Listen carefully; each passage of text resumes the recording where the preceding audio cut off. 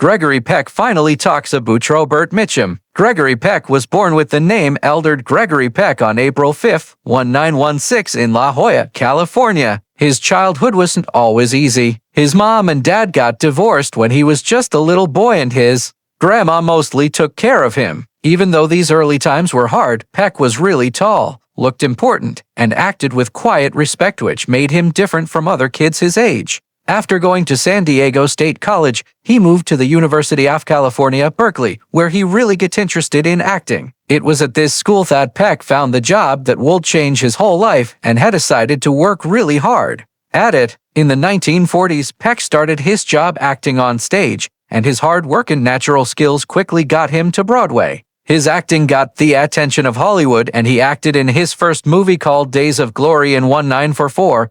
People watching movies right away loved his honesty, his ability to play actors who were warm and good people, and how tall and handsome he looked. In a very short time, Peck became a main actor, starring in great movies like The Keys of the Kingdom, 1944, which got him his first Academy Award nomination, and Spellbound, 1945, directed by Alfred Hitchcock. As the 1940s and 1950s went on, Peck's job got really successful. He became one of the most popular movie stars of that time. People knew him for being able to play lots of different kinds of characters. He played a really upset newspaper man in Gentleman's Agreement 1947, a movie that bravely talked about people being mean to Jewish people, and his acting got him another Academy Award nomination. In cowboy movies like Duel in the Sun 1946 and The Gunfighter, 1950. He made these movies more serious and deeper when most cowboy movies were just about fighting instead of learning about the characters. He was also really good in love story movies like Roman Holiday 1953, where the way he acted with Audrey Hepburn made one of the movie's most loved couples. The most important role of Peck's job came in 1962 when he played good lawyer Atticus Finch in A Mockingbird. The movie was based on Harper Lee's really good book that won a big prize, and it showed Peck as a man who always did the right thing, was kind, and was brave. His quiet strength and amazing acting got him the Academy Award for Best Actor, and Atticus Finch became a famous character that people still talk about, representing fairness, doing what's right, and the best things about America. Even many years later, people still say this role is one of the greatest in movie history. Peck's job kept going strong through the 1960s, 70s and into the 80s with movies people remember in films like Cape Fear 1962, where he acted different than usual as someone who got hurt by Robert Mitchum's scary bad guy, The Guns of Navarone 1961, a big war adventure movie, and McKenna's Gold 1969, which showed how charming he was in cowboy stories. In 1976, he acted in the scary movie The Omen, showing himself to a new group of people watching movies and proving he could change with what people wanted to see. Besides his work in movies, Gregory Peck was loved for being honest, kind, and helping other people. He spoke up loudly about treating people fairly, civil rights, and being allowed to say what you think. He helped causes that wanted to make things better, gave his name and time to groups that wanted everyone to be treated the same, and never was scared of doing what he thought was right, even if other people didn't like it. For all the good things he did for movies and for people, he got lots of awards, including the Presidential Medal of Freedom in 1969, one of the biggest honors regular people can get in the United States. In October 1942, when his job was just starting to get big, Gregory Peck married a Finnish-American woman named Greta Kuusinen, who lived from 1911 to 2008. Greta, who had moved to the United States from Finland, was a woman who could take care of herself and was good at business. She later started helping with charities and helping people, and while she was alive, she was really important in the Finnish-American group in Los Angeles. With Greta, Peck started his first family, and together they had 3 sons. Their first baby, Jonathan Peck, was born in 1944, then Stephen in 1946, and then Carrie Paul in 1949. Each baby made Peck really happy when his movie job was also going really well, even though the marriage between Gregory and Greta lasted for more than 10 years. The couple slowly grew apart with problems that couldn't be fixed. After years of having trouble, they officially got divorced in December 1955, ending a marriage that lasted 13 years. The divorce was a really sad time in Peck's personality, but the worst thing that happened came years later when his oldest son died. On June 26, 1975, Jonathan was found dead at his house in what the police said was when someone kills themselves. He was only 30 years old. This terrible thing left a scar that would never heal on Peck's shirt, and it became a sadness he carried with him for the rest of his life. When he talked openly about losing his son, Peck said, "It's the most terrible thing that has happened to me in my life. You never get over a thing like that." His words showed how much pain a dad felt who, even though he was famous and successful, couldn't protect his family from getting their hearts broken. People who knew Peck said that Jonathan's death really changed him, making his quiet respect and kindness have an even deeper feeling of understanding and seriousness. Only a short time after his first marriage ended, Gregory Peck found love again. On New Year's Eve in 1955, just one day after his divorce from Greta was finished, he married a French woman who was born there named Veronique Pisani, who lived from 1932 to 2012. Veronique had first met Peck in 1952 while working as someone who writes for newspapers in Paris. She was told to interview him just before he left for Italy to make the movie Roman Holiday, the movie that would become one of the most famous roles of his job. Their meeting made them both remember each other, and 6 months later, Peck called to ask her to eat lunch with him. That one thing he did started a love that would last their whole lives.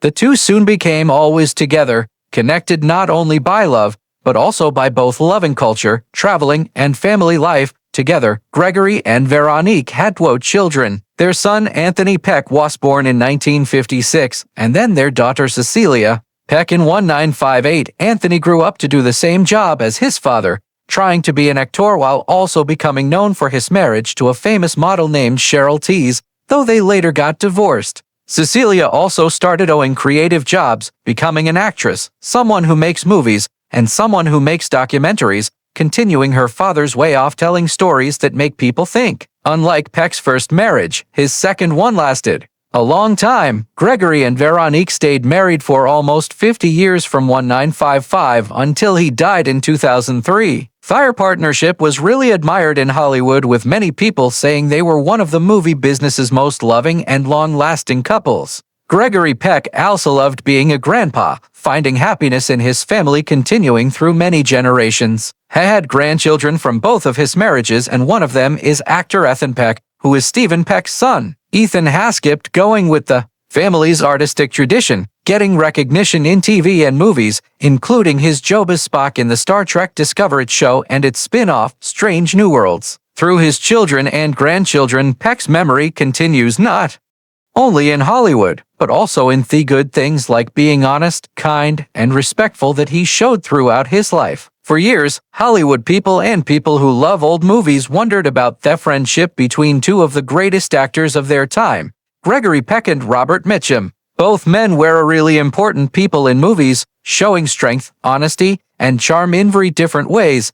Peck was often remembered for his good, respectful way of acting, the best example of someone who always did right in movies like To Kill a Mockingbird. Mitchum, instead, had with him a tough, unpredictable energy. An actor whose cool distance and quiet scariness made him one of the most interesting stars of the middle of the 1900s, while Thetwo acted together most famously in Cape Fear, 1962. With Peck as the good lawyer and Mitchum as the terrifying ex-prisoner, neither man ever talked for a long time about the other, leaving fans to wonder whether they had been friends, people who didn't like each other, or just work colleagues who went their own ways after they stopped filming. It was not until later in his life that Gregory Peck finally decided to talk about this subject, giving rare information about his thoughts on Robert Mitchum as both an actor and a person. Peck, who usually was careful and thoughtful when he talked to people, surprised many by giving a heartfelt recognition of Mitchum's talent. He admitted that while their ways of acting could not have been more different, his own based on learning from classes, careful getting ready, and a deep belief in doing right.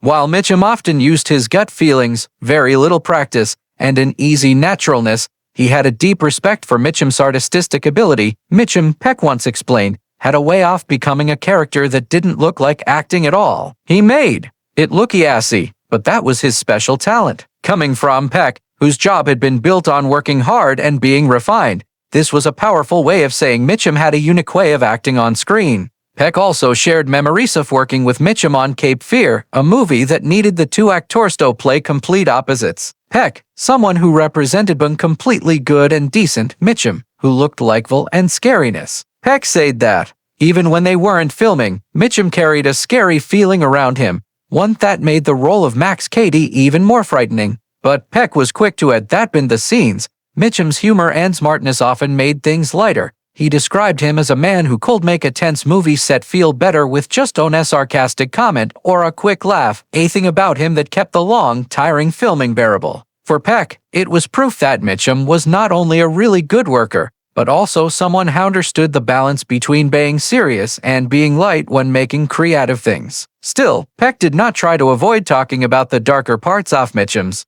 reputation. Known for his rebellious streak, getting in trouble with police, and not caring about Hollywood rules, Mitchum had always been something like an outsider. Peck admitted that as a man who liked order, family, and being responsible, he sometimes found Mitchum's way of living confusing. However, instead of saying he was wrong, Peck seemed to admire Mitchum's refusal to fit in. He was his own person, Peck explained. He never tried to fit into anyone else's idea of what a movie star should be. That takes being brave, and I respected that about him.